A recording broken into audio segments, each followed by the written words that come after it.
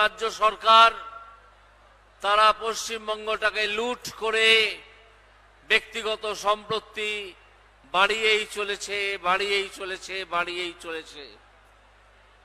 আর যারা সৎ পথে রোজগার করে একটা সামান্য 2 কামরার বাড়ি তৈরি করতে চান, তারা সেটা করে উঠতে পারেন না। তাদের বাড়িটা কমপ্লিট হয় না, শেষ হয় না। অথচ এখানকার একজন যুবনেতা আছেন তৃণমূলের, অত্যন্ত দুর্নীতিগ্রস্ত,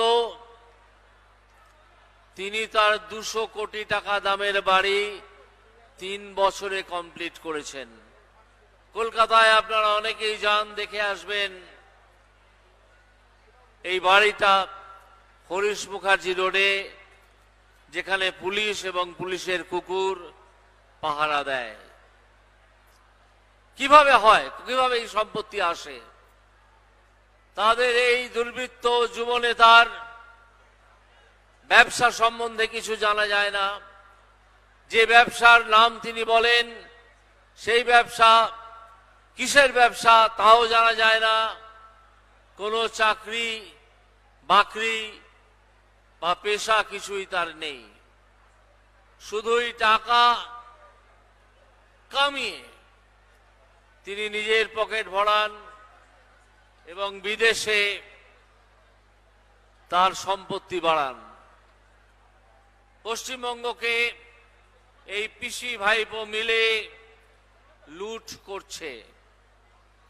তাই আমাদের সকলকে, পশ্চিমবঙ্গের অধিবাসীদের সচেতন হতে হবে। এই লুটেরাদের রাজত্ব আর চলতে দেওয়া যাবে না। তার প্রথম পদক্ষেপ ঘটবে এই লোকসভা নির্বাচনে। আমি আর আমার বক্তব্য দীর্ঘায়িত করব না।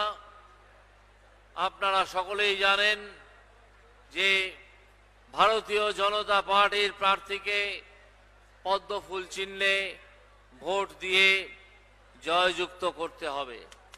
আপনারা সকলে আমার প্রণাম গ্রহণ করুন। আমি আমার সংক্ষিপ্ত বক্তব্য এখানেই শেষ করছি। নমস্কার। আমাদের ভিডিও ভালো লাগলে লাইক এবং শেয়ার করুন।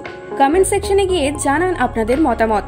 আরও ভিডিও পেতে আমাদের চ্যানেল সাবস্ক্রাইব করুন এবং প্রতি মুহূর্তে খবরের আপডেট পেতে প্রেস করুন বেল আইকন।